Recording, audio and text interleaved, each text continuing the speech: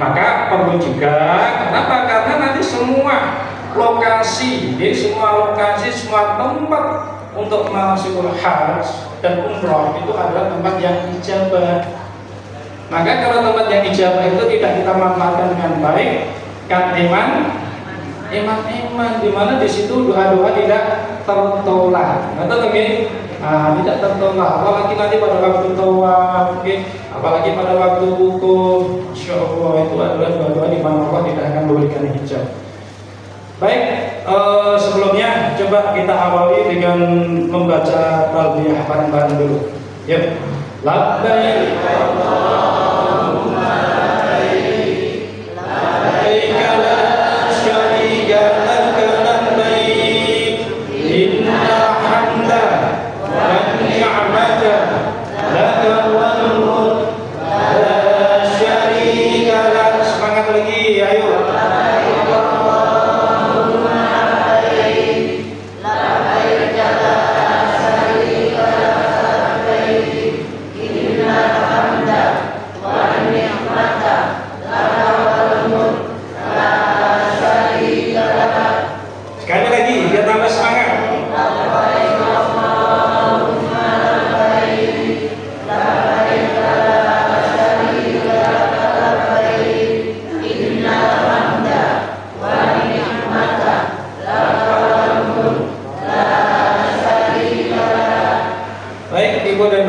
Kemarin mungkin sudah sama Pak Haji Tontowi sudah dijelaskan tentang persiapan untuk umroh dan ikhram, betul nggih? Baik, sekarang kita dalam posisi ini, bayangan kita akan memakai pakaian ikhram, betul nggih? Pakai pakaian ikhram. Kemarin pakaian ikhram untuk laki-laki berapa lembar? 2. Cukup 2 nggih? Tidak tambah, tidak kurang, jadi cukup 2 lembar tanpa pakaian dalam. Nah ini, nah kemudian yang perempuan pakaian ikhramnya bagaimana?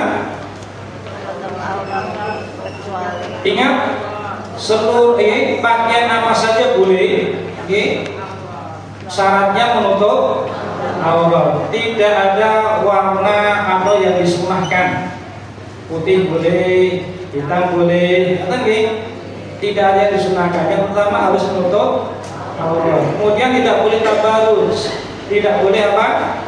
Menarik perhatian. Misalkan apa?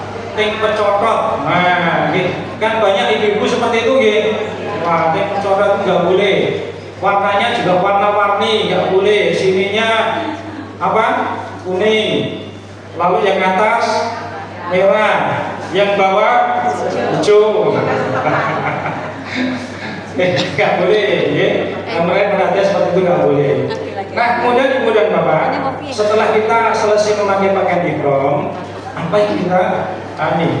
yang kita lakukan? Nanti kita akan menuju ke Bir Ali, yang gelombang 1. Yang gelombang 2 di mana? Di Yalamlam, Yalamlam atau itu di atas pesawat. Nanti ibu dan bapak biasanya ketika panjenengan kurang lebih 1 jam dari Yalamlam itu kru akan memberikan tahu. Ibu dan bapak moga persiapkan ikhramnya, karena insya Allah 1 jam lagi kita akan sampai di Yalamlam. Maka nanti panjenengan menyiapkan ikhramnya. Atau mungkin kalau dari sini biasanya jemaah sudah berpakaian di embarkasi ikhramnya. Maka nanti ketika sampai di Yalamlam itu akan diberitahu, sehingga nanti ibu dan bapak melafalkan ihlal atau niat umroh. Kenapa? Karena kita haji tamattu, yaitu umroh dulu baru haji. Maka niatnya adalah niat umroh terlebih dahulu. Baik ibu dan bapak, bayangan kita sudah sampai di Bir Ali atau di Yalamlam, katakan nggih? Yalamlam. Maka di situ nanti kita ikhlaskan niat kita yang pertama. Kenapa? Karena amal itu akan diterima dengan 2 syarat. Yang pertama apa? Niat yang ikhlas semata-mata karena Allah. Ingat hadis Rasulullah SAW, innamal a'malu Ini ya, sesungguhnya amal itu tergantung dari niatnya. Maka di situ nanti luruskan niat dulu. Oke, abaikan semua hal-hal yang akan mengganggu. Oke, dari sifat ria, ujub, oke, ujub pengen apa itu? Merasa dirinya lebih baik, oke, sombong, singkirkan, oke, singkirkan. Lah, lalu di situ kemudian kita membaca niat. Walaupun ini bukan suatu apa itu dituntunkan, gitu, tapi sebaiknya semua amal perbuatan itu kalau kita awali dengan istighfar itu lebih bagus. Maka sebelum niat, hendaknya kita mohon ampun kepada Allah dulu dengan istighfar. Astagfirullahaladzim, astagfirullahaladzim, astagfirullahaladzim. Kenapa? Karena kalau kita beristighfar, insya Allah doa-doa itu akan dijabah. Karena apa? Karena dosa-dosa kita diampuni oleh Allah. Nah, coba bareng-bareng kita istighfar dulu. Astagfirullahaladzim, astagfirullahaladzim, astagfirullahaladzim. Labbaika Allahumma umratan. Sekali lagi.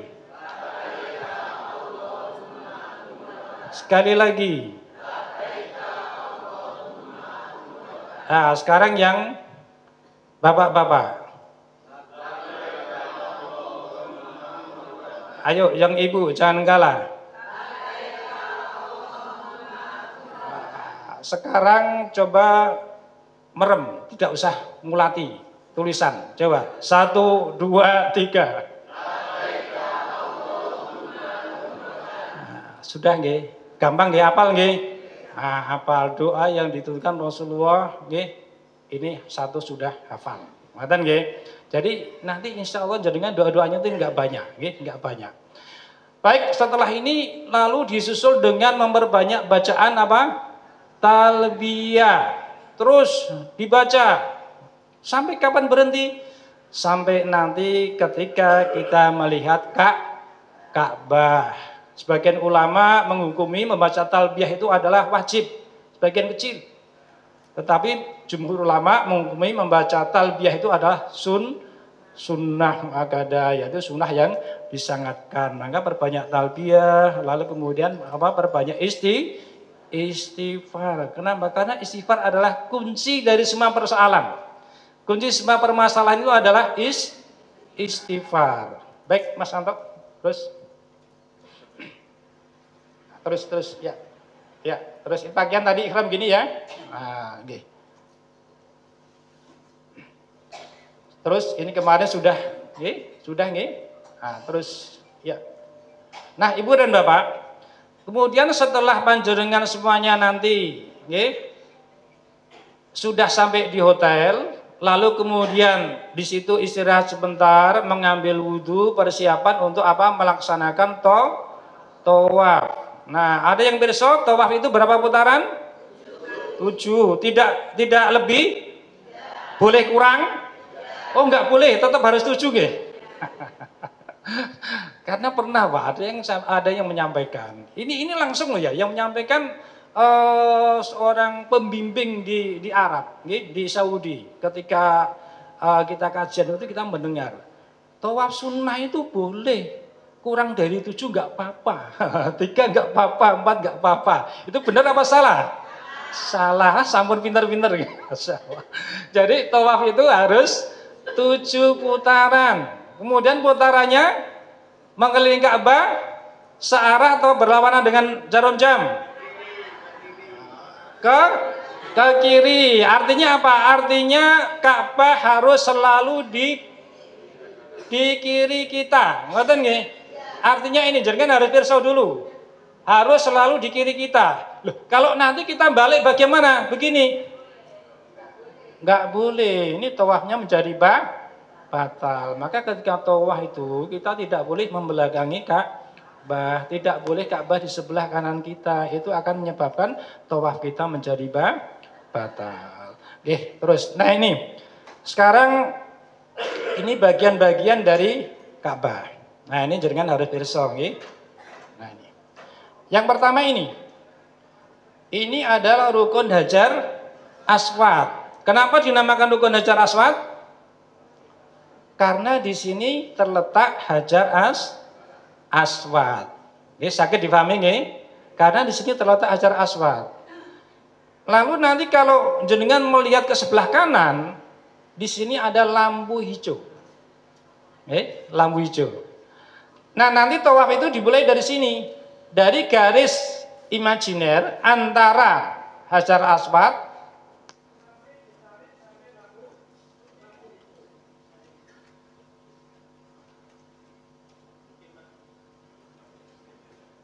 satu batunya Pak, kelihatannya sudah mulai ya. Jadi ditarik garis imajiner antara Hajar Aswad sampai lampu hijau. Ini memulai tawaf dan mengakhiri tawaf.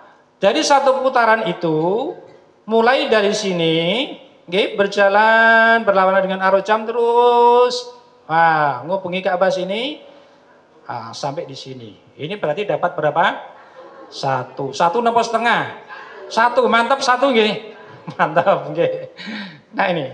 Nah, nggih. Berarti ini nanti berapa?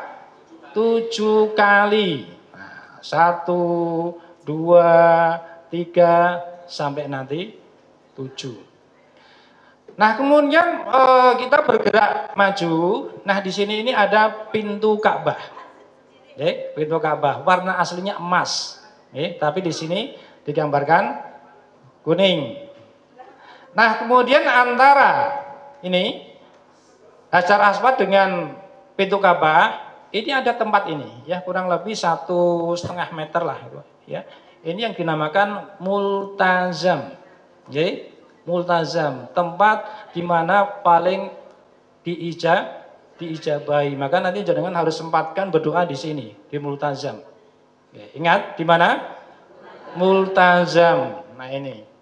Kemudian maju lagi, nah di sini yang kayak tugu ini namanya Makom Ibrahim. Apa Ibu dan Bapak?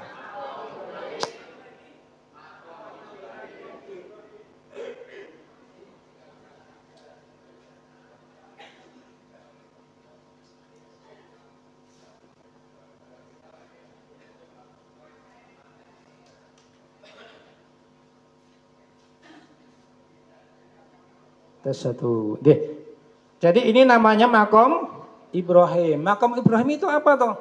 Makom Ibrahim adalah tempat di mana di situ ada bekas tapak kakinya Nabi Ibrahim ketika apa? Membangun Ka'bah. Membangun Ka'bah bersama siapa?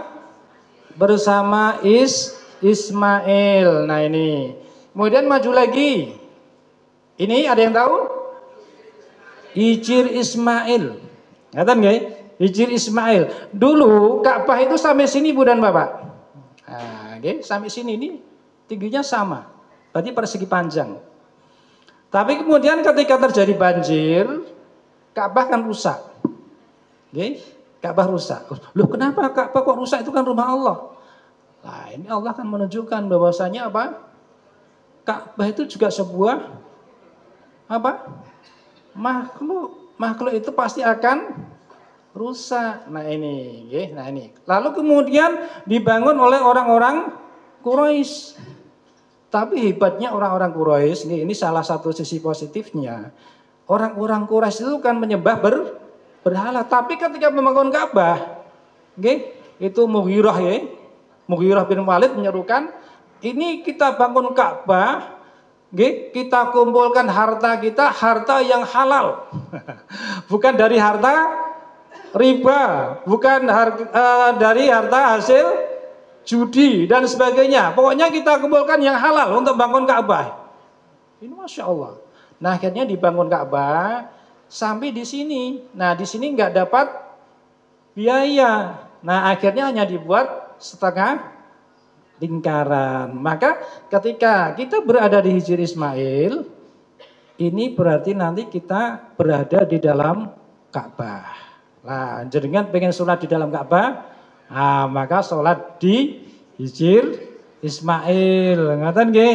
Nah, nggih. Sekarang lebih tertib, nggih, lebih tertib karena dulu suk-sukan, sekarang bisa dengan antri. Nah, tinggal antri, nanti tinggal lihat jamnya, antriannya jam berapa. Terus kemudian ke sini ini tadi ini rukun iraki, yaitu sudut yang menghadap pada negeri mana? Irak. Nah, kemudian ini rukun Syami, yaitu sudut yang menghadap negeri Syam. Nah, kemudian lagi sini ini rukun Yamani, yaitu sudut yang menghadap negeri mana? Yaman, termasuk Indonesia itu di sini. Nah, kemudian kembali ini ke rukun Hajar Aswad. Oke, baik Ibu dan Bapak. Nanti setelah Ibu dan Bapak sampai di depan Ka'bah, atau dekat Ka'bah, nanti untuk memulai tawaf, yang pertama kali disunahkan adalah berdoa dengan doa melihat Ka'bah yang pertama kali. Coba Mas Anto ditampilkan doa melihat Ka'bah.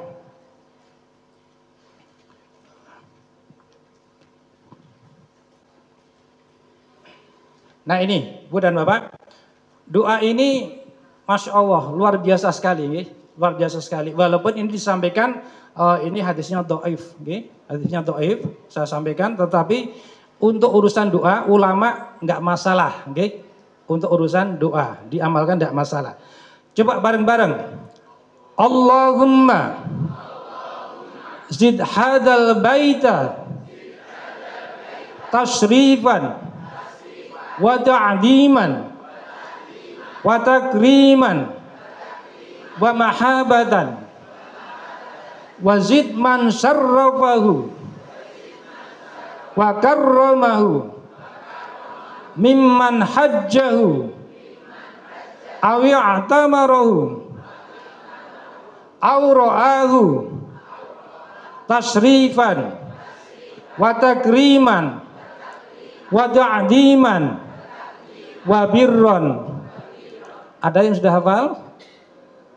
Kan orang-orang yang istimewa satu kali membaca langsung hafal. Coba sekali lagi. Allahumma zid hadal baita tashrifan wa ta'diman wa takriman wa mahabatan wa zid man syarrafahu wa karramahu mimman hajjahu aw i'tamarahu aw ra'ahu tashrifan wa takriman wa ta'diman wa birran. Lah nanti doa-doa ini bisa dilihat di grup nggih. Kemarin sudah saya share nggih. Di grup ada tulisannya, ada voice note-nya. Jadi yang sepuh-sepuh kok arep maos kangelan pakai yang voice note. Nah, tinggal ngrungokke. Ngrungokke ditirukan, ngoten nggih. Nggih, coba kita lihat dulu apa toh ini. Artinya apa? Paling tidak jenengan tuh paham artinya. Rakyat nanti di sana jenengan ora hafal maca tapi paham artinya. Allahumma zid hadal baita tasrifan. Ya Allah, tambahkanlah al-baita pada rumahmu ini apa? Tasrifan, dengan kemuliaan. Rumah Allah itu apa? Apa? Ka'bah. Ngaten nggih? Wa ta'diman, wa takriman, wa mahabatan. Saya baca cepat saja, nggih.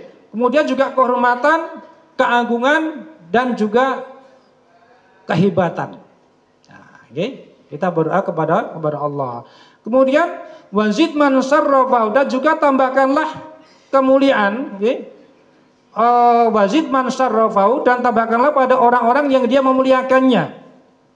Kemudian bakar ramahu, dan juga menghormatinya, mimman hajjahu, dari orang-orang yang pergi haji, orang-orang yang menunaikan ibadah haji. Maka nanti jenengan ketika jenengan haji termasuk orang yang didoakan ini. Seluruh jamaah akan mendoakan jenengan.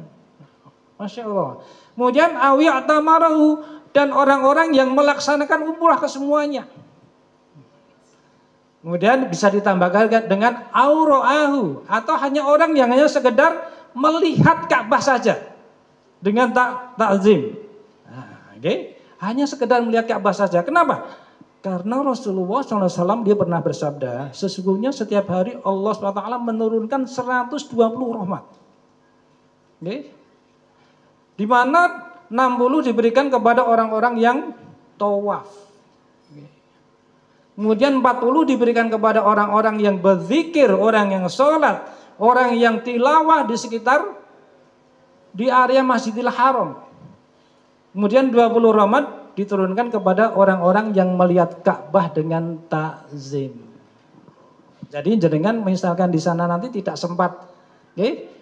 sempat tawaf, melihat Ka'bah saja sudah mendapatkan berapa? 20 rahmat. Maka di sini doanya ini. Dari orang-orang yang berhaji, dari orang-orang yang umrah, atau hanya orang-orang yang sekedar melihat Ka'bah saja. Nah ini. Kemudian dengan apa? Tasrifan, wa takriman, wa ta'timan, wa birron. Dengan kemuliaan, kan orang-orang senang dia ketika di dunia senang menjadi apa? Mulia. Dengan kehormatan, kemudian dengan kebesaran, kehebatan dan juga kebaikan. Nah, saya garis bawahi di sini saja, karena waktu. Wabirron. Apa makna wabirron? Nah, saya membaca makna wabirron itu Allah akan mengganti kejelekan-kejelekan yang ada pada kita diganti dengan kebaikan-kebaikan. Nah, jadi seluruh dosa-dosa kita insya Allah akan hapuskan. Dihapuskan diganti dengan apa? Kebaikan. Masya Allah. Padahal Bapak Yusoni pinten? 60 itu banyak dosanya atau banyak baiknya Bapak? Banyak dosanya. Semuanya ini punya banyak dosa nih. Ada yang tidak punya dosa? Siapa yang tidak punya dosa? Semuanya punya dosa apa? Dosanya banyak atau sedikit? Siapa yang dosanya banyak? Bapak-bapak enggak kok. Siapa yang dosanya banyak? Ibu enggak ya? Sekali lagi, siapa yang dosanya banyak? Pengen masuk surga juga? Aneh juga ini. Ngaku dosanya banyak, tapi pengen masuk surga. Aneh nomor aneh. Tapi ini tadi, wabirron. Ngerti nggih? Yakin Allah akan ganti apa? Kejelekan-kejelekan kita, dosa-dosa kita dengan kebaikan. Ngerti Ibu dan Bapak nggih? Nah, kemudian setelah ini Ibu dan Bapak, nanti mohon maaf sebelumnya tadi saya kelewatan. Yang laki-laki tadi kan ihramnya masih tertutup, ngoten nggih? Nah, sebelum ini ihramnya dibuka terlebih dahulu. Iddiba, ngoten nggih? Iddiba. Nah, kemudian setelah ini kita membaca doa untuk memulai tawaf. Coba Mas Anto. Nah, ini Ibu dan Bapak doanya singkat. Hadisnya sahih. Saya mohon karena dahsyatnya doa ini, panjenengan semuanya hafal. Dihafalkan. Satu doa ini dihafalkan. Yang sulit hanya ini. Insya Allah kalau kita yakin gak akan sulit. Coba bareng-bareng. Allahumma imanan bika wa tasdiqan bi kitabika wa wafa'an bi ahdika wattiba'an li sunnati nabiyyika Muhammadin sallallahu alaihi wasallam. Ada yang sudah hafal? Nah, nanti siap jadi umrah nih kalau sudah hafal ini. Ada yang sudah hafal? Belum nggih? Ya, kita hafalkan sama-sama. Saya berpesan betul doa ini jangan hafal nggih. Ngoten nggih? Nah, coba sekali lagi. Allahumma imanan bika wa tasdiqan bi kitabika wa wafa'an bi ahdika wattiba'an li sunnati nabiyyika Muhammadin sallallahu alaihi wasallam. Jadi Ibu dan Bapak, semua doa ini sudah kita share di grup. Ngerti nggih? Yang belum masuk grup, nanti masuk grup kita share ulang. Nggih, kita share ulang. Nggih. Karena apa? Pentingnya doa ini. Jadi mulai dari doa dari talbiyah sampai nanti di lampu hijau semuanya sudah kita share di grup, baik teksnya ataupun voice note-nya. Mudah-mudahan bermanfaat. Nah, kenapa ini doa ini sangat penting, Ibu dan Bapak? Coba kita lihat artinya. Allahumma imanan bika. Ya Allah, aku tawaf ini, aku berhaji ke Baitullah ini, aku umrah ke Baitullah ini, semata-mata karena apa? Imanku kepada Engkau ya Allah, bukan karena yang lain. Maka di sini ada apa? Ada pemurnian niat. Tadi yang niatnya haji ini pengen melu-melu, pengen diceluk Pak Haji, Bu Haji. Nah ini di sini diluruskan niatnya. Allahumma imanan bika. Kita berdeklarasi mendeklarasikan kepada Allah. Kita berikrar kepada Allah. Allahumma imanan bika. Ya Allah, aku datang ke sini. Jauh-jauh dari Indonesia. Harus antri berapa lama? 13 tahun. Lunasi pun aku harus ngedol tanah ya Allah. Mudah-mudahan enggak, ngaten nggih. Nah, harus menjual sesuatu. Untuk lunasi ini ya Allah. Maka betul-betul kami datang ke sini ini karena niatku, ingin beribadah kepada Engkau, ingin memenuhi panggilan Engkau. Makanya kita sampaikan labbaik Allahumma labbaik. Nah, sampaikan itu kan. Kenapa? Karena kita itu sudah dipanggil oleh Allah melalui siapa? Nabi Ibrahim.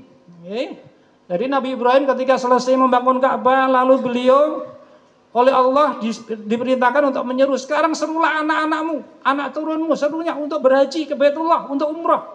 Bagaimana ya Allah aku harus menyerunya?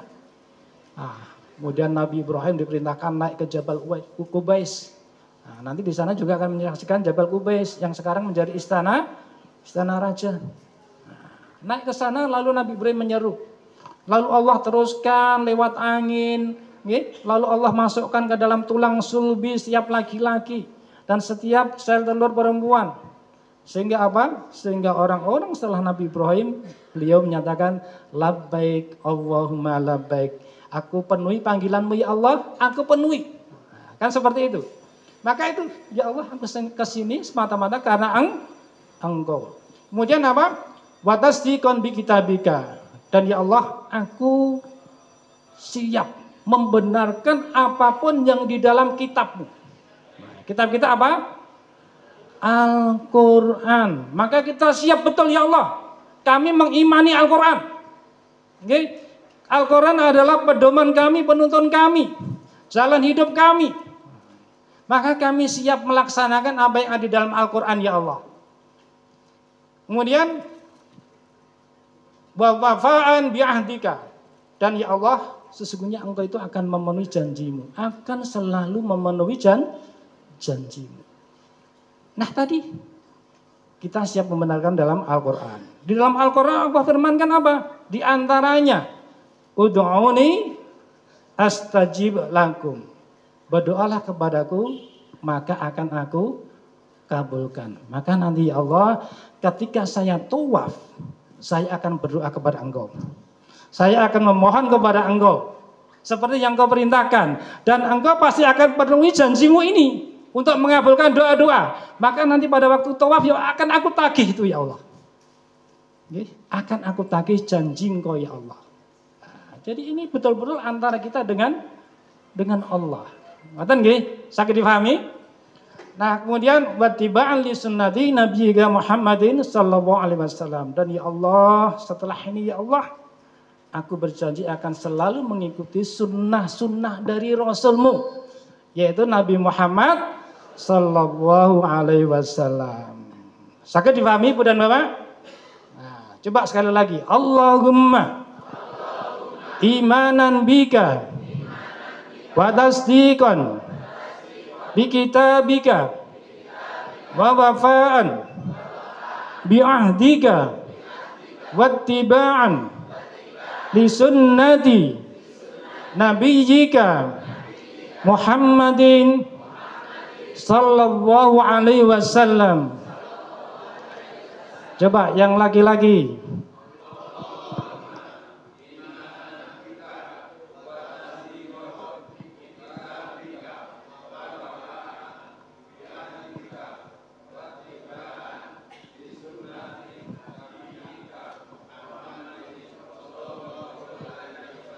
Yang perempuan.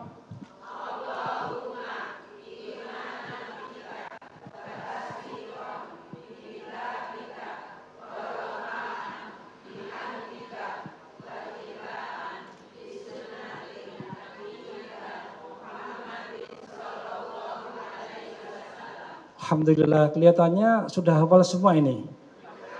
Sudah di luar kepala. Di luar kepala karena anginnya cukup keras, ada baling-baling lalu apa? Menjadi hilang. Coba bareng-bareng. Ora usah ngelirik, ayo merem. Allahumma imanan bika.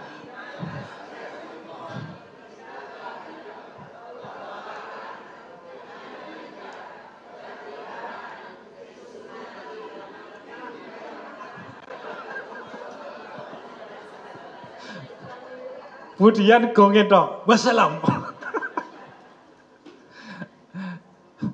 Ngoten nggih? Ini saya wanti-wanti betul, tolong dihafalkan. Ngoten nggih? Karena ini betul-betul sahih hadisnya dan juga betapa dahsyatnya doa ini. Nah, ini. Baik, kemudian ke gambar Ka'bah lagi, Mas Santo. Gambar Ka'bah tadi. Kalau tadi doa akan memulai tawaf nggih. Kalau Rasulullah membacanya itu sesaat sebelum di Hajar Aswad. Tapi kita nggak mungkin nanti kalau kita di Hajar Aswad kok berhenti dulu membaca doa ini nggak mungkin. Karena padatnya sekarang, maka itu nanti dibaca di mana? Sebelum kita masuk ke pelataran. Setelah tadi kita membaca doa melihat Ka'bah yang pertama kali, kemudian disusul dengan doa tadi untuk memulai tawaf. Nah, sekarang kita kembali ke sini. Benar Bapak, kemudian setelah jenengan masuk ke pelataran, lah nanti jenengan di sini menuju ke rukun Hajar Aswad. Nah nanti sampai di sini nggak usah berhenti, sambil berjalan begini berjalan, maka mukanya hadapkan ke kiri, melihat ke arah Hajar Aswad, tangannya dilambaikan, dilambaikan menghadap ke kiri sambil berjalan. Lalu membaca Bismillahi Allahu Akbar. Coba bareng-bareng. Tenanan loh. Jadi wajahnya juga dipalingkan ke kiri, tangannya dilambaikan begini ya. Yo. 1, 2, 3. Oh, masih ke muka. Apa itu? Mukanya masih ke depan, ke kiri. Kita bayangkan di kiri kita itu nih. Itu adalah Hajar Aswad. Coba bareng-bareng. Sekali lagi. Sekali lagi. Sabon hafal? Angel apa gampang? Gampang. Nggih, ngoten nggih. Nah, Rasulullah SAW ketika umrah yang pertama kali itu beliau datang ke Hajar Aswad menciumnya, lalu mengusapnya dengan tangan. Kemudian tangannya dikecup. Nah, ingatkan nggih? Nah, ini pada umrah yang pertama kali setelah pengganti umrah badal umrah setelah di Hudaybiyah gagal. Kemudian umrah yang kedua Rasulullah SAW ketika akan tawaf naik unta, tidak turun dari unta. Lalu tongkatnya diusapkan di Hajar Aswad. Kemudian tongkatnya dikecup, dicium. Ngaten nggih? Lah nanti kira-kira kita bisa mengusap Hajar Aswad atau enggak? Nah, untuk mulai tawaf lho Bapak nggih. Nggih, sunahnya itu tapi kan enggak mungkin bisa, ngoten nggih. Karena apa? Karena padatnya jamaah. Maka itu tadi kita memakai yang ketiga cukup dengan melambaikan. Nah, jadi yang pertama, okay, dengan mencium, kemudian dikecup, dengan mengusap, okay, dikecup. Tapi kemudian yang ketiga karena kita tidak bisa maka cukup dengan melambaikan istilam. Nah, melambaikan tangan begini, tidak usah dikecup karena tidak menyentuh, tadi cukup melambaikan. Melambaikannya satu tangan atau dua tangan? Dua tangan boleh. Oke, boleh. Tapi kalau satu tangan, tangan yang kanan, jangan tangan yang kiri. Ngerti nggih? Nah, tangan yang kanan. Coba sekali lagi.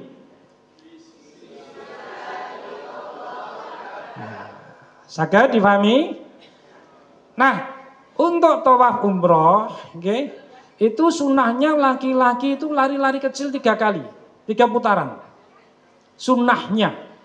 Okay. Kalau perempuan berjalan biasa. Nah, kenapa begini? Nanti ada uraiannya. Okay, ada uraiannya. Nanti mungkin ketika ada waktu nanti bisa kita sampaikan, nggih. Tapi sunnahnya lari-lari kecil dulu 3 kali putaran atau romal. Tapi kondisi sekarang nggak memungkinkan, nah, maka tidak usah memaksakan untuk lari-lari kecil, nggih, karena padatnya di pelataran Ka'bah. Nah, kemudian dari Hajar Aswad tadi setelah kita membaca Bismillahirrahmanirrahim Allahu Akbar, lalu Rasulullah tuntunkan itu doa dari sini. Sini sampai makam Ibrahim. Rasulullah tuntunkan doa, hadisnya sahih, ya. Doanya apa? Subhanallah.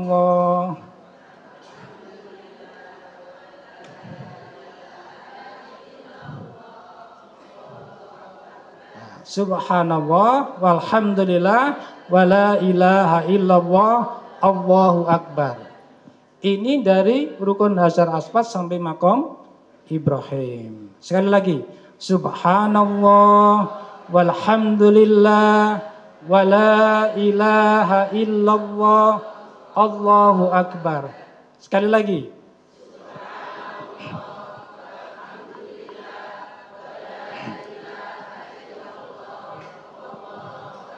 Sampun hafal? Gampang ta berarti doane? Jenengan boten sah mumet-mumet, ngoten nggih. Nah, kemudian setelah dari ini makam Ibrahim sampai rukun Yamani, ini Rasulullah SAW tidak menuntunkan satu doa pun. Doanya bebas. Loh, kenapa Pak? Kok bebas? Kan di buku panduan ada doa putaran 1, putaran 2, putaran ketiga sampai ke-7. Lah itu kalau kami nggak hafal gimana Pak? Ya, itu adalah ijtihad para ulama. Yen jenengan bingung arep donga apa, nah baca itu. Ngoten nggih? Baca itu. Tapi sebetulnya di sini Rasulullah tidak menuntunkan satu doa pun. Nggih? Bebas. Jenengan meneng wae ya ora apa-apa, jenengan maca kulhu terus ya ora apa-apa, jenengan maca istighfar terus ya ora apa-apa, jenengan maca la ilaha illallah ya ora apa-apa. Apapun boleh. Nggih? Kok ora iso tidak bisa dengan bahasa Arab? Dengan bahasa apapun juga boleh. Sing penting nyambung kita dengan Allah, doa kita nyambung. Nggih, percuma jenengan berdoa dengan bahasa Arab yang banyak tetapi tidak paham maknanya. Nah, nggih, tidak paham maknanya. Maka nanti di sini nggih, Ibu dan Bapak, jenengan bisa doa bebas apa saja. Nah, nggih, apa saja. Untuk di buku panduan putaran 1, 2, 3 dan seterusnya, enggak usah dihafalkan saja. Saya yakin jenengan sudah di atas 60 tahun ini yang ngapalke malah mengke siap paramek kathah niku mengke. Laras rambutan ngapalke, kok keluar mangkat haji doanya ru ngapal lo pripun? Napa ditunda tahun wingi mawon nggih. Maka enggak usah khawatir, ngoten nggih? Enggak usah khawatir, enggak usah ini di apa itu dihafalke putaran 1, 2 dan seterusnya. Tapi begini Bu dan Bapak, saya punya tips ya. Punya tips ini selalu kami sampaikan kepada jamaah. Nah, kalau di sini kita doanya tidak efektif kan juga eman-eman. Maka syarat berdoa itu pertama itu adalah doa untuk diri kita sendiri dulu. Terutama memperbanyak istighfar. Supaya apa? Supaya Allah ampuni dosa-dosa kita. Lalu setelah Allah ampuni, maka ketika kita mendoakan siapapun itu Allah akan ijabahi. Syaratnya apa?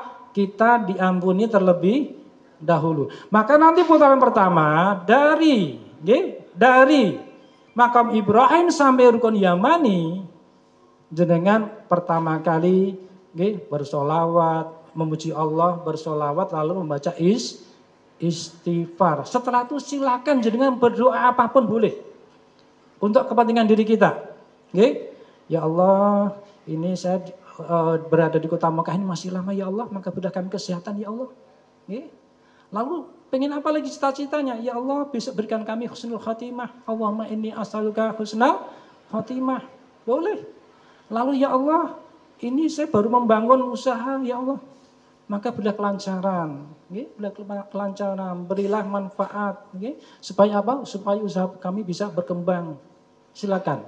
Jadi berdoa untuk diri kita sendiri supaya Allah ampuni dosa-dosa kita. Ini dilakukan nanti sampai mana?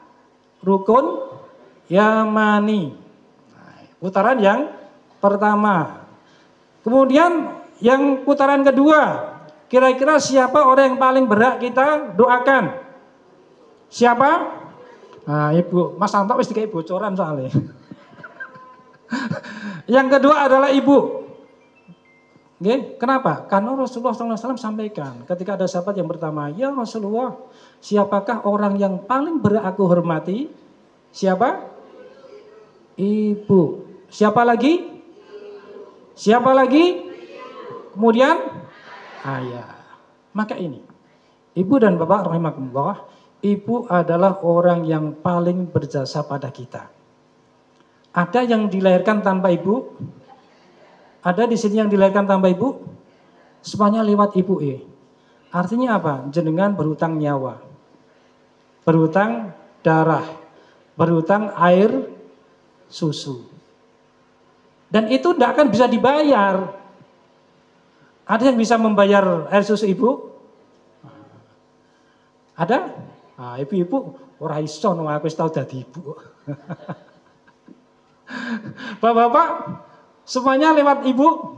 Iya. Coba saya pengen ada salah satu yang testimoni tentang bagaimana kesan panjenengan kepada ibu. Coba ibu. Namanya siapa ibu? Nama saya Ibu Wahyu.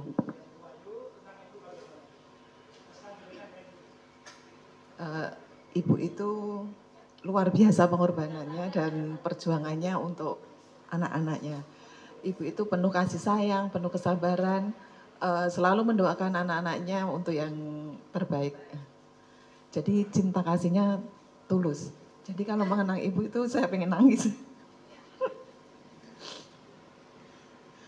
Jadi setiap ada kesempatan itu selalu ingat ibu untuk kirim doa. Sudah nggak ada.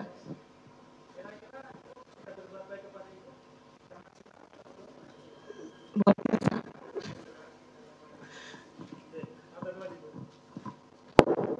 Jadi itu ibu, kesan kita kepada ibu. Allah juga sampaikan, ridha Allah itu tergantung pada ridha orang tua. Murka Allah tergantung pada murka orang tua. Rasulullah juga sampaikan, kalau kita itu bermasalah dengan orang tua, maka Allah haramkan surga untuk kita. Jadi percuma kita sudah berhaji, sudah umroh berkali-kali, sedekah kita banyak, sholat kita selalu ke masjid 5 waktu, anak-anak kita hafal Al-Quran, sedekah kita luar biasa. Tetapi dengan ibu bermasalah, dengan bapak bermasalah, Allah haramkan kita masuk ke surga. Kenapa? Ridho orang tua itu tergantung, ridho Allah tergantung pada ridho orang tua. Maka di sini ibu dan bapak, saatnya panjenengan semua membalas jasa-jasa ibu kita. Walaupun jasa itu tidak akan terbalas. Yaitu dengan apa? Dengan doa-doa terbaik. Orang tua ketika dia sudah meninggal, dia tidak mengharapkan apapun dari anak-anaknya. Yang dia harapkan hanya apa? Doa. Hanya doa. Hanya sedekah yang diberikan kepada yang diniatkan untuknya. Mungkin bisa dihajikan atau diumrohkan. Itu adalah yang diharapkan orang tua. Maka carilah ridho orang tua itu salah satunya ketika jenengan tawaf. Pertama doakan siapa? Ibu kita. Saya ingat betul ketika Uwais Al-Qarni. Uwais Al-Qarni pernah mendengar?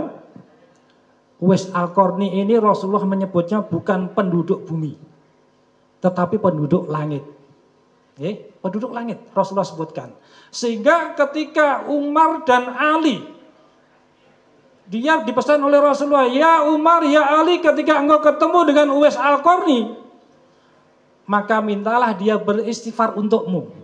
Kita tahu Umar ya, Umar aja yang setan takut kepadanya, tapi dia itu oleh Rasulullah dimintakan ampunan oleh kepada siapa? Uwais Al-Qarni. Kenapa Uwais Al-Qarni seperti ini? Ketika dia meninggal, malaikat berebut untuk memandikan. Dia meninggal, malaikat berebut untuk mengkafani. Malaikat berebut untuk menggotongnya. Kenapa? Karena baktinya dia dengan ibu. Ketika ibunya minta berhaji, dia gendong dari negeri Yaman. Yaman jaraknya 1000 kilo lebih dari Mekah. Dia gendong ibunya. Wukuf dia gendong, tawaf dia gendong, sa'i dia gendong, jamaroh dia gendong. Ketika tawaf yang dia panjatkan apa? Sepanjang tawaf, dia hanya berdoa satu kan. Ya Allah, ampuni ibuku ya Allah. Ampuni ibuku. Ampuni ibuku ya Allah. Masukkan ibu ke dalam jannahmu. Itu yang diucapkan Uwais Al-Qarni. Lalu ibunya heran, ya anakku, kenapa engkau tidak berdoa untuk dirimu sendiri?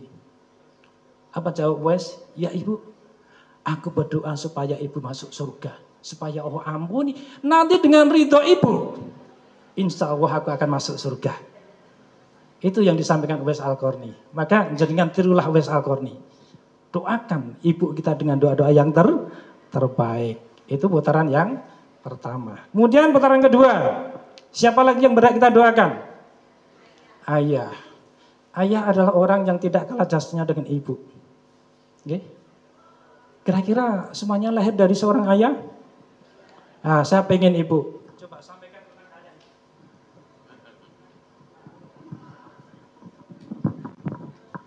Assalamualaikum, nama saya Ibu Rita.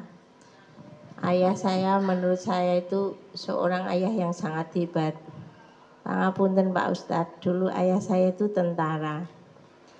Jadi pada saat itu setahu saya selain untuk istri dan putra-putranya, kami 8 bersaudara Pak Ustadz. Tidak kuat Pak Ustadz. Jadilah itu seorang ayah seperti itu. Betul nggih? Kita tahu bagaimana ayah itu adalah seorang pejuang bagi kita. Ayah adalah seorang pahlawan bagi kita. Dan apa? Kita itu nggih, jeleknya mempunyai ayah yang demikian, mempunyai ibu yang demikian. Kita itu kadang tidak birrul walidain. Coba diingat. Siapa yang dulu sering membentak ibunya? Siapa? Siapa yang ketika diperintah ibunya menolak? Kita menolak enggak ketika diperintah ibu? Padahal itu menyakitkan. Seorang ibu ketika dia dibentak anaknya, maka itu akan terasa lebih sakit daripada ketika dia melahirkan. Laras badan. Sakit ibu dan bapak. Betul sakit itu. Okay? Sekali lagi, seorang ayah yang dia harus bertaruh nyawa, seperti tadi bapaknya tentara, harus bertaruh nyawa, menyabung nyawa. Kadang dia pun ketika belum bisa mengirimi anaknya, dia gadekan harga dirinya untuk apa? Berhutang. Utang kono se. Lalu sebutin Pak. Mahrum tak kirimi ya Allah. Ini caranya. Dia gadekan harga dirinya. Padahal dalam Al-Quran Allah sebutkan, wala taqullahu ma'u. Janganlah kalian itu mengatakan saja nggak boleh Bu dan Bapak.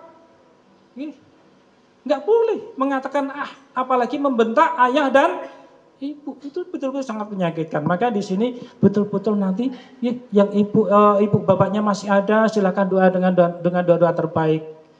Allah ampunkan dosa-dosanya, Allah berikan kesehatan, tawil umur fi taatillah. Lalu ketika Allah panggil nanti dalam kondisi husnul khatimah. Bagi orang yang sudah tidak ada, orang-orang yang sudah tidak ada, maka doakan terbaik supaya Allah luaskan kuburnya. Supaya Allah nanti bangkitkan dalam kondisi terbaik dan Allah masukkan ke dalam jannahnya. Ini yang ketiga. Kemudian yang keempat. Siapa lagi kira-kira ibu dan bapak? Suami atau istri kita. Oke. Coba, ini semuanya begini. Kita ingin bermain sedikit, oke? Ibu dan bapak.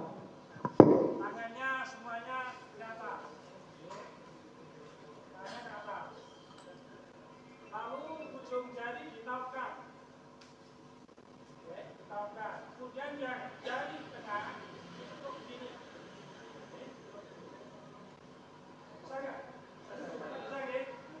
Kita ibaratkan jari adalah anak kita.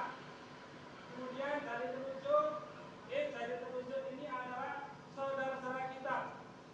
Lalu jari yang sering dipakai cincin untuk pernikahan suami atau istri kita. Lalu kelingking ini adalah anak-anak kita. Nah, sekarang ibu jari kita lepaskan. Bisa nggak?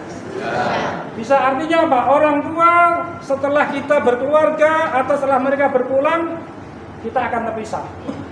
Yang biasa melindungi kita. Lalu ini saudara-saudara kita lepaskan, bisa nggak? Artinya apa? Ketika saudara kita sudah menikah, mereka akan sibuk dengan urusannya masing-masing. Lalu ini, yang jari manis dilepaskan, bisa nggak? Bisa nggak? Nggak bisa. Ini apa? Istri atau suami kita. Harapannya apa? Tidak akan terpisah sampai maut. Memisahkan maut ini, baru digerakkan, baru bisa. Kan ya? Jadi harapan kita, ya, terus samawa dari menikah sampai akhir, nanti bersama-sama ke surga. Lalu kelingking, ini anak-anak kita. Bisa dilepas nggak? Karena apa? Anak-anak kita setelah berumah tangga juga akan sibuk dengan urusan kita masing-masing. Jadi sepakat, istri atau suami adalah belahan akan bersama dari menikah, dari sampai punya anak, sampai kemudian menua bersama. Maka doakan doa yang terbaik supaya nanti Allah kumpulkan di dalam surganya kembali. Ketika suami kita dalam kondisi ekonomi yang sulit, doakan supaya ekonominya baik, usahanya menjadi baik, rezekinya menjadi barokah dan banyak. Istri kita juga demikian. Ketika mungkin istri kita sakit, kita doakan supaya Allah sembuhkan, apapun masalahnya, doakan di sini. Itu yang keempat. Kemudian yang kelima, doa untuk anak-anak. Mas Anta masih berapa menit? Dalam? Oh, kurang 30. Nggih, masih cukup insya Allah. Mboten bosen nggih. Takutnya nanti bosen nanti. Yang kelima, doa untuk anak-anak kita. Nggih, anak-anak kita. Ibu dan Bapak, anak-anak kita adalah investasi bagi kita.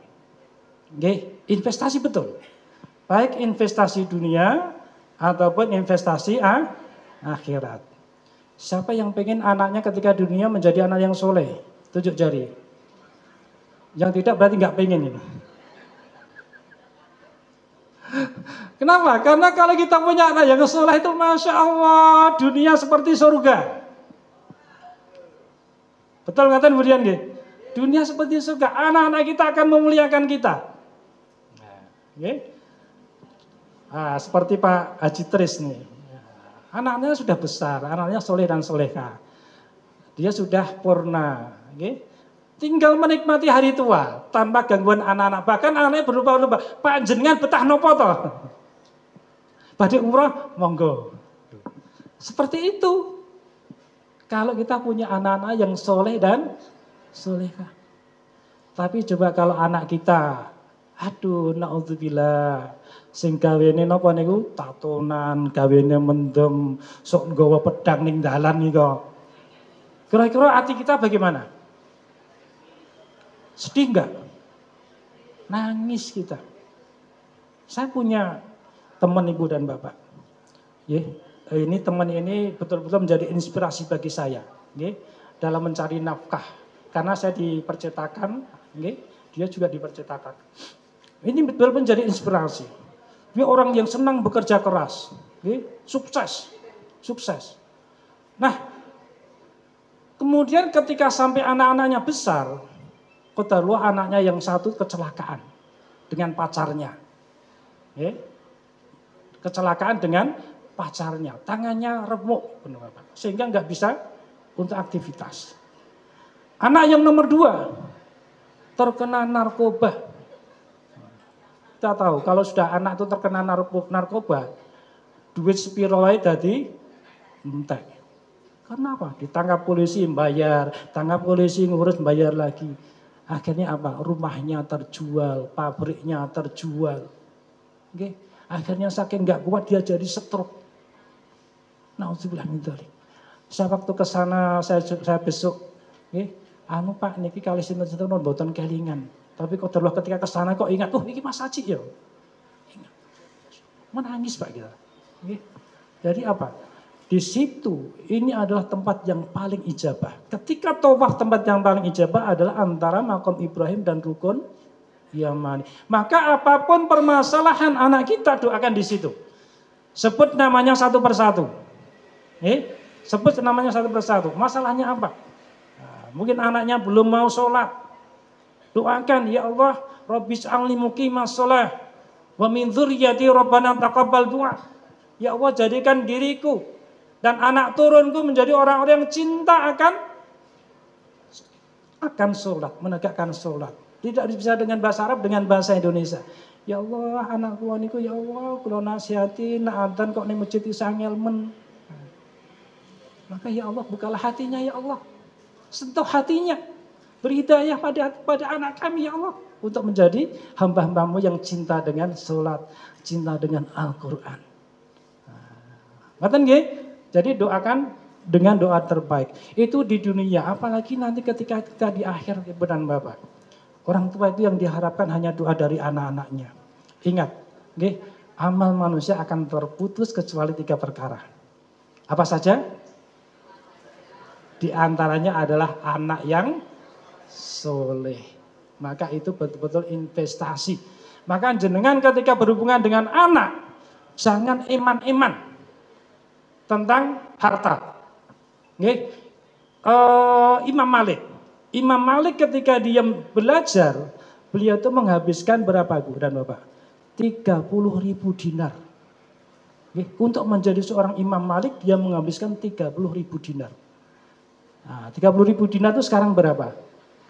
Nah, kalau 1 dinar katakanlah 4 juta atau katakanlah 2 juta. Berarti 30.000 kali 20 juta. Nah, sudah berapa miliar itu? Maka ilmu itu mahal. Mendidik anak itu juga mahal. Maka jangan iman-iman. Wah, aku harus golek sekolah sing gratisan wae. Loh, ini saya itu gini Ibu dan Bapak, saya itu juga mengelola di beberapa lembaga pendidikan di pondok. Kebanyakan orang tua yang kon bayar SPP ki angel. Ning nak kon dolan ning kafe ning kono seneng-seneng diposting. Sekarang kan banyak, nggih, story-nya di WA, statusnya itu wah ning kafe kene, healing ning kono ning kono. Ning tunggakane ini wah, setahun seurung dibayar. Artinya apa? Artinya ilmu anak-anak pun tidak akan berkah. Tidak akan berkah karena apa yang kita berikan kepada anak itu harus dari yang halal. Nah ini, jadi untuk urusan anak mohon betul-betul dijaga. Ini yang kelima. Kemudian yang keenam adalah doa untuk saudara-saudara kita. Rasulullah SAW sampaikan jangan sampai kita memutus tali silaturahim. Silaturahim, rahim, yaitu menyambung hubungan yang baik dengan saudara serahim. Artinya dengan kakak, dengan adik itu harus terjaga silaturahimnya. Maka Rasulullah Allah akan haramkan orang-orang yang dia memutus tali silaturahim. Maka ini putaran ke-6 ini adalah salah satu cara kita memupuk silaturahim. Kita doakan kakak kita doakan adik-adik kita. Supaya apa yang menjadi masalahnya itu Allah selesaikan. Allah mudahkan. Ketika saudara kita masih punya hutang, Allah limpahkan rezeki yang baik. Yang banyak, yang barokah, dia bisa membayar hutangnya. Ketika saudara kita sakit, maka Allah berikan kesembuhan. Ingat, sesungguhnya doa-doa itu akan kembali kepada diri kita. Harus selamat. Ketika doa kita baik untuk saudara kita, maka kebaikan itu akan kembali kepada kita. Maka jangan iman-iman doakan teman-teman saudara-saudara kita. Aja iman-iman. Gah ora tak dongake kayak gene dhisik njeweri aku kok. nggak boleh pelihara dendam. Malah doakan, ya Allah, kok kakak saya itu masih sampai sekarang masih nakal kayak gini tuh, padahal wis sepuh. Maka doakan supaya dapat hidayah. Ya Allah, itu adik-adik saya belum bisa ke Baitullah, ya Allah, maka panggillah ya Allah dalam waktu yang secepatnya, baik untuk umrah ataupun haji. Nah, seperti itu. Kemudian pertanyaan ketujuh, saya yakin jenengan kita akan berangkat itu doa titipan itu sudah numpuk. Bahkan doa ini jenengan kalau doa titipannya akeh doa titipan. Maka doa-doa titipan itu adalah amanah. Maka sampaikan di putaran ketujuh ini. Termasuk orang-orang yang berjasa kepada kita. Guru kita, ngoten nggih? Guru kita, kemudian siapapun yang pernah menolong kita, balas budi baiknya dengan mendoakan. Nggih. Loh, niki kula pun tawaf wangsal-wangsul mboten dereng rampung niku pripun Pak doane? Kula ajari nggih. Kula niku anggere mangkat niku nggih titipan doa akeh. Tur mboten nate dicatet. Nak ngeki catetan apa WA nu kelingan. Sosok Pak titip doa nggih. Kula nggih bingung. Pripun carane niki? Pas tawaf kula sebut mawon. Ya Allah, ya Alim, ya Alim, ya Hayyu ya Qayyum, ya Halim, ya Khabir. Engkaulah yang mengetahui, ya Sami, Engkau yang mendengar, ya Allah. Sesungguhnya banyak sekali saudaraku, teman-temanku yang titip doa kepadaku, ya Allah. Engkau maha tahu, ya Allah. Engkau maha mendengar. Maka ya Allah, kabulkanlah semua orang-orang yang titip doa kepadaku, ya Allah. Sudah selesai ya. Tanpa kecuali, ya Allah, kabulkan. Kabulkan.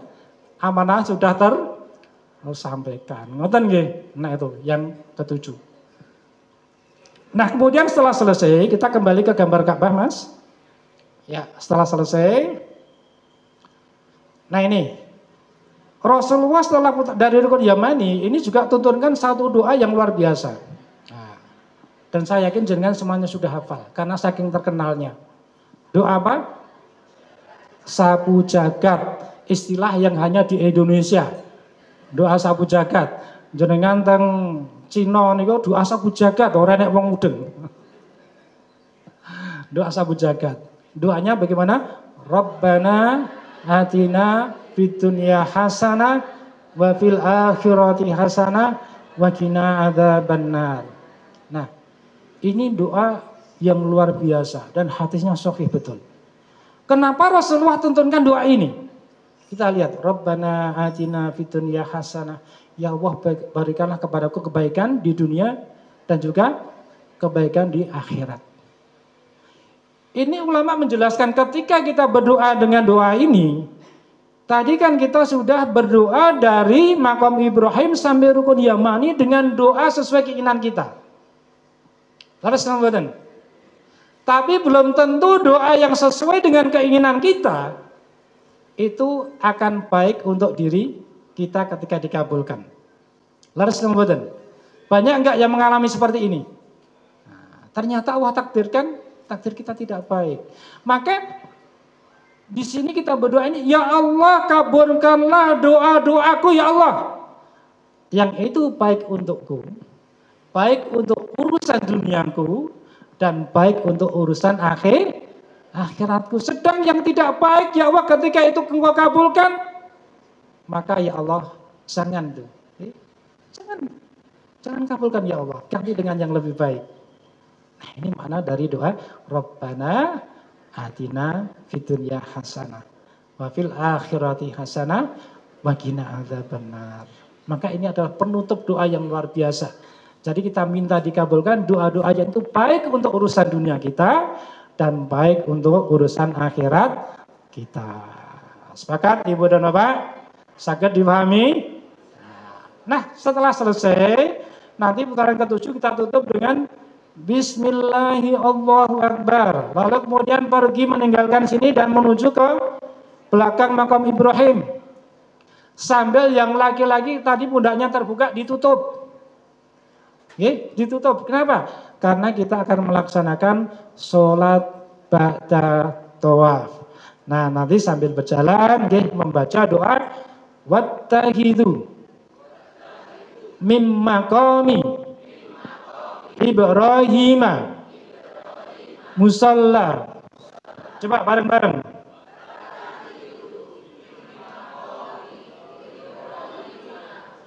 Sekali lagi.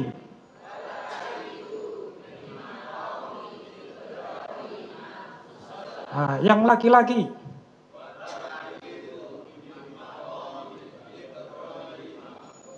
Yang perempuan.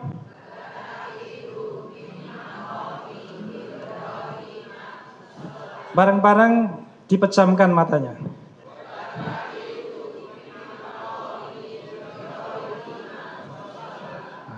Nah, gampang nggih. Nah, jadi tawaf doanya hanya ini saja Ibu dan Bapak. Nggih. Gampang napa mboten? Nah, gampang nggih. Dadi jenengan enggak usah pusing-pusing lagi mikirkan doa. Nah, setelah ini kemudian Ibu dan Bapak menuju ke belakang makam Ibrahim. Tapi sebenarnya tidak harus di belakang makam Ibrahim kalau memang tempat itu tidak memungkinkan. Untuk sholat 2 rakaat. Nggih. Tidak hanya itu, semua di seluruh bagian Masjidil Haram bisa dipakai untuk sholat. Nggih. Tidak harus di belakang makam Ibrahim. Ini ya. Nggih. Sholatnya 2 rakaat. Sunnahnya rakaat pertama setelah Fatihah membaca apa? Al-Kafirun. Kemudian setelah pada rakaat kedua setelah Fatihah membaca Al-Ikhlas, itu yang disunahkan, okay? Yang disunahkan. Sholatnya sendiri-sendiri Ibu dan Bapak, tidak usah berjamaah. Baik, kelihatannya ini yang ngantuk-ngantuk kita beri semangat dulu. Masih ada 15 menit Mas ya? Ya, biar tidak ngantuk. Nanti Ibu dan Bapak kalau saya sebutkan pagi, jenengan tepuk tangan 1 kali. Coba, pagi, siang, 2 kali. Ngatan ya? 2 kali. Sore 3 kali. Malam, malamnya nanti jenengan menggapai haji mabrur bersama IPHI.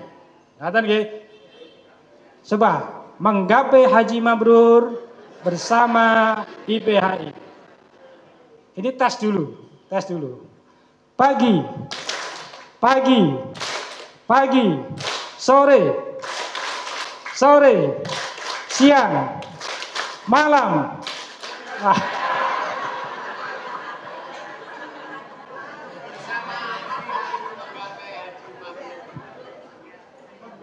Haji mabrur bersama IPHI. Ingatan nggih? Coba sekali lagi. Siang, pagi, malam. Bersama IPHI. Tepuk tangan untuk kita semuanya. Baik, masih ada waktu. Silakan kalau ada yang ingin bertanya. Monggo Bapak. Mas, mic-nya enggak ada Mas ya? Atau maju Bapak? Oke.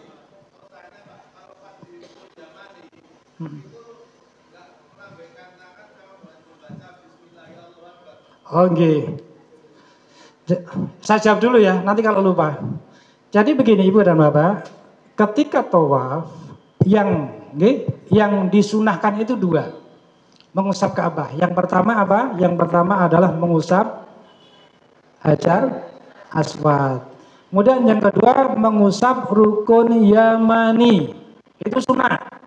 Ketika tawaf, sunnah. Maka ketika panjenengan tidak bisa mengusap, ini ada khilafiyah. Ada yang melambaikan tangan, ada yang tidak. Ada yang melambaikan tangan dan mengucapkan Bismillahirrahmanirrahim, ada yang tidak. Mana yang dipakai? Silahkan. Boleh, karena itu memang khilafiyah. Ada 2 pendapat. Tapi kalau di IPHI dipakai tidak usah melambaikan tangan. Kalau di IPHI seperti itu. Ada lagi? Oh iya, tolong Mas, ditampilkan gambar Ka'bah Mas. Nah ini Ibu dan Bapak, ini yang sering terjadi kekeliruan ini. Dan ini sangat fatal. Nah ini kan Ka'bah Ibu dan Bapak. Ini ada pondasi. Pondasi. Lebarnya itu kurang lebih mungkin sekitar 40 meter lah dari dinding Ka'bah. Dalam 40, tadi saya bilang apa? Panjenengan berarti mboten ngantuk. Tapi 40 sentinan. Nah ini pondasi ini, dulu awalnya ini tidak tinggi, tapi sekarang ditinggikan. Sajarwan namanya. Banyak kesalahan ketika orang tawaf itu dia berebut untuk menyentuh Ka'bah. Boleh enggak? Boleh enggak? Siapa yang berpendapat boleh? Salah rapopo? Angkat tangan. Nah, tidak boleh. Nah, kenapa tidak boleh?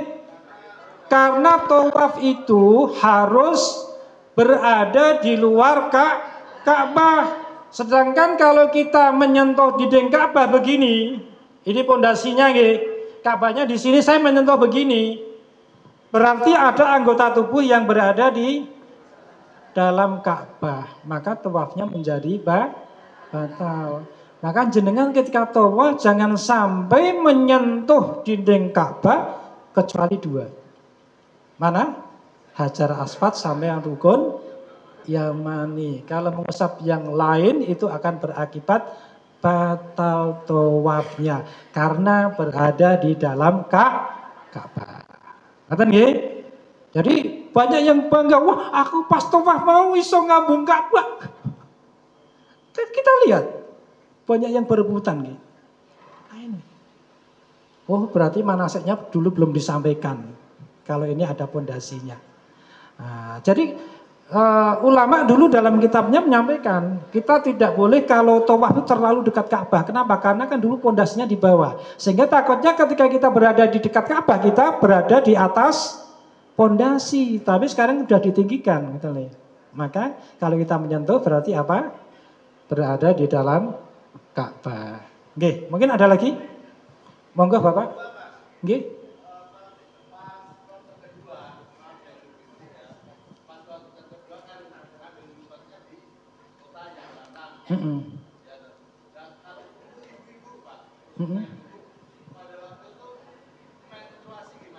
Oh iya. Nggih, bagus Bapak, nggih. Jadi Yalamlam itu nama gunung nggih. Nah, sekarang sudah enggak apa itu? Enggak kelihatan nggih. Nah, itu pesawatnya mencari tempat yang segaris dengan Yalamlam. Nah, bagi yang sedang kedatangan tamu bagaimana? Tetap berihram. Nggih, tetap berihram, tetap mengucapkan niat. Tidak boleh tidak. Harus mengucapkan niat. Karena wajib. Kalau tidak berniat, apa efeknya? Kalau tidak mengucapkan niat, efeknya harus kembali ke mikot. Matur Pak Pilot pesawatnya mundurin nggih, kula wau dereng mengucap niat.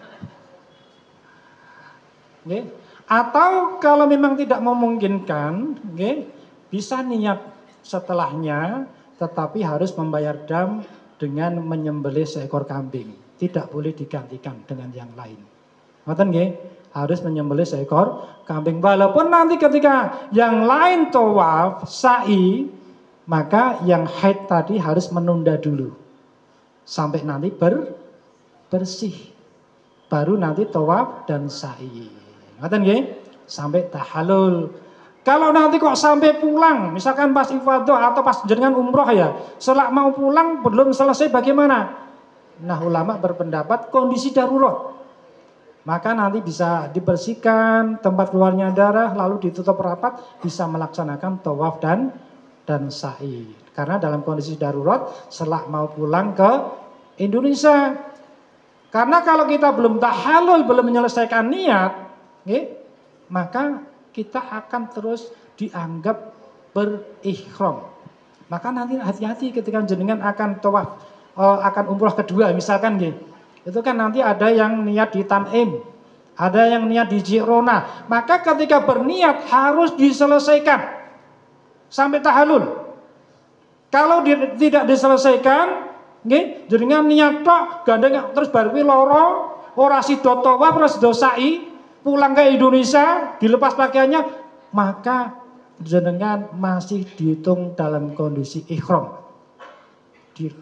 Terlarang untuk hubungan suami istri. Terlarang memakai parfum. Itu harus diselesaikan. Ngerti nggih? Ngerti Bapak nggih? Nggih. Kemudian yang perlu diperhatikan Ibu dan Bapak, ketika niat itu harus dilafalkan. Tidak boleh di dalam hati. Semuanya harus dilafalkan. Kalau niat sholat, niat puasa di dalam hati. Tetapi niat haji dan umrah, labbaika umrotan atau labbaika hajjan, itu harus dilafalkan. Tidak boleh dibatin. Harus dilafalkan.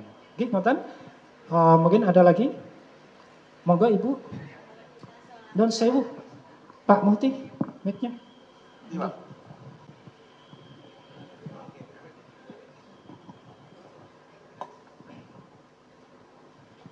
Maaf Pak, kalau demek Ka'bah kan tidak boleh. Pada waktu saya umroh itu kan tawaf sunnah. Selesai tawaf umroh, kan kita pulang. Hari berikutnya kita bersama-sama teman-teman itu kan tawaf lagi, tapi kan sunat. Itu semuanya don demek Ka'bah dan sholat di Hijri Ismail. Itu gimana itu? Ya, Ibu dan Bapak, Ibu, ngeten nggih. Jadi intinya ketika tawaf, supaya tawafnya sah, itu tidak boleh menyentuh Ka'bah. Karena kita akan tawaf berada di dalam Ka'bah. Ibnu Abbas ketika beliau tawaf, dia berdoa, ya Allah, ampunilah aku, dosa-dosaku, dan jadikan aku dari api neraka. Lalu sahabatnya bertanya, setelah ini apa yang kau lakukan ya Ibnu Abbas? Nah, kemudian dia katakan, setelah ini kita akan sholat di mana? Di belakang makam Ibrahim. Nah, setelah sholat di belakang makam Ibrahim, beliau kemudian menuju ke Ka'bah kembali, ke Multazam. Ke Multazam. Artinya apa? Menyentuh dinding Ka'bah itu diperbolehkan setelah selesai tawaf, bukan pada saat tawaf. Ketika di Multazam yang dilakukan Ibnu Abbas apa? Dia tempelkan dadanya. Dia tempelkan pipinya, dia tempelkan telapak tangan dan sikunya ke dinding Ka'bah. Lalu berdoa di situ. Itu yang dilakukan oleh Ibnu Abbas. Dia katakan inilah yang dulu dilakukan oleh Rasulullah SAW. Jadi dilakukan setelah apa? Tawaf. Maka ketika tawaf tidak boleh. Kalau kemarin belum tahu Ibu, mudah-mudahan Allah mengampuni. Ibu, karena Allah itu akan tidak mengazab orang yang tidak tahu. Hukum itu akan tidak berlaku bagi orang yang tidak tahu. Kita husnudonnya seperti itu Ibu. Ngaten nggih? Cukup atau ada lagi? Sebelum kami tutup. Sudah jam 7 Mas nggih.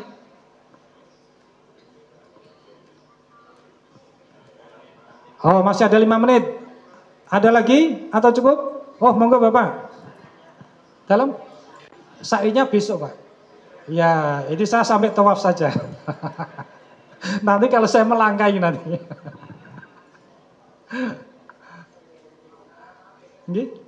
Pakai mic-nya Mas? Kalau kita sudah berpakaian ihram, kadang saya lihat orang bawa tas cangklong itu kan unsur jahitan tuh, boleh enggak? Oh, nggih. Kalau sudah berpakaian ihram memakai tas cangklong boleh enggak? Nah, kira-kira boleh enggak? Boleh. Jadi Ibu dan Bapak, yang dimaksud dengan berpakaian 2 lembar kain yang tidak berjahit, itu adalah 2 lembar kain yang tidak dibentuk menyerupai pakaian. Ngaten nggih? Menyerupai pakaian. Artinya kalau ihram panjenengan itu kok sampai sobek, dijahit, ditambal, boleh enggak? Boleh, enggak masalah. Enggak masalah. Yang penting tidak dibentuk menyerupai pakaian. Nah, tas cangklong, ikat pinggang itu termasuk aksesoris. Jadi tidak masalah. Malah jenengan harus pakai ikat pinggang, Pak. Ikat pinggangnya berjahit itu bagaimana? Itu aksesoris. Kalau nggak pakai ikat pinggang, Pak, jenengan ihram nanti mulai dari tanggal 8 yang tarawiyah. 8, 9, 10, 11, 12, 13 berapa hari? Bahaya Pak ragu ikat pinggang. Ngaten nggih? Nah, jadi nggak apa-apa, tas cangklong, slayer, itu nggak masalah. Membawa tas untuk tempat sepatu, oke? Ada lagi? Monggo Bapak.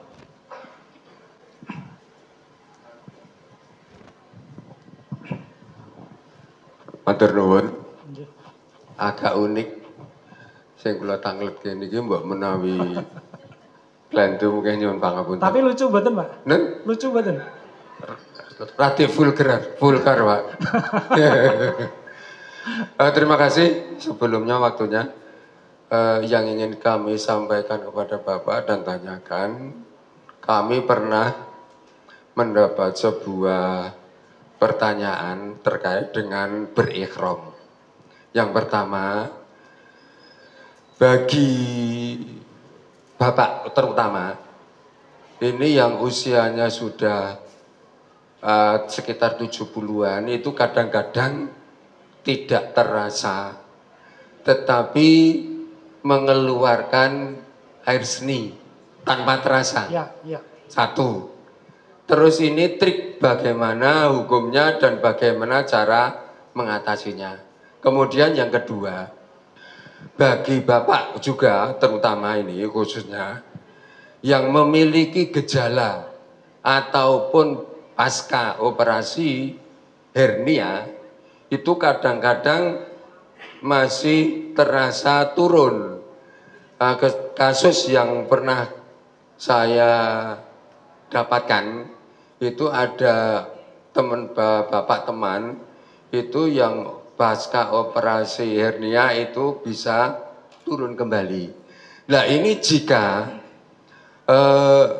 bagi mereka yang kasusnya seperti kami sebut di atas, jika menggunakan kain polosan kemudian dipakai seperti kalau anak-anak laki-laki pada waktu dulu, kalau tetak itu pakai kain panjang disampirkan terus ditalikan. Ini bagaimana, Pak? Terima kasih.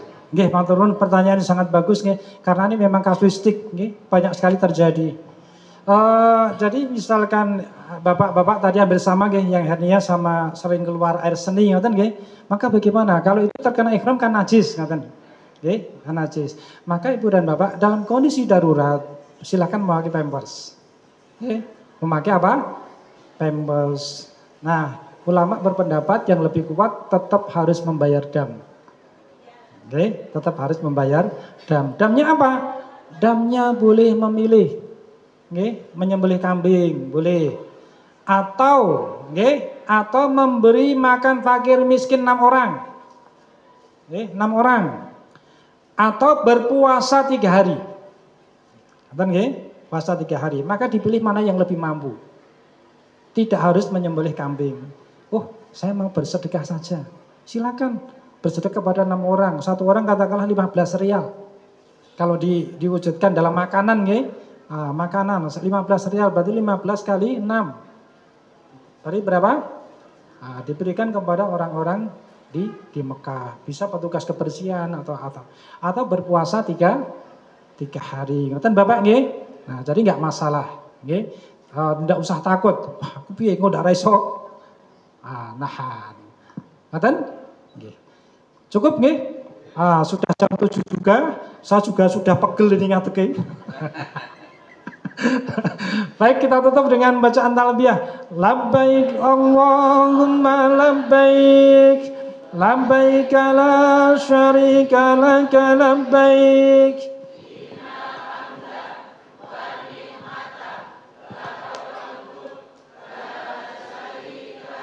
Baik, alhamdulillah sudah selesai gimana sih kita. Mohon nanti kalau ada pertanyaan-pertanyaan bisa disampaikan di grup, ngoten nggih. Jadi info-info akan kita sampaikan lewat grup WhatsApp IPHI Manasik tahun 2026. Baik, nasrun minallahi wa fathun qarib, babasirul mukminin. Mohon maaf jika ada kata-kata yang kurang berkenan. Wassalamualaikum warahmatullahi wabarakatuh. Waalaikumsalam warahmatullahi wabarakatuh.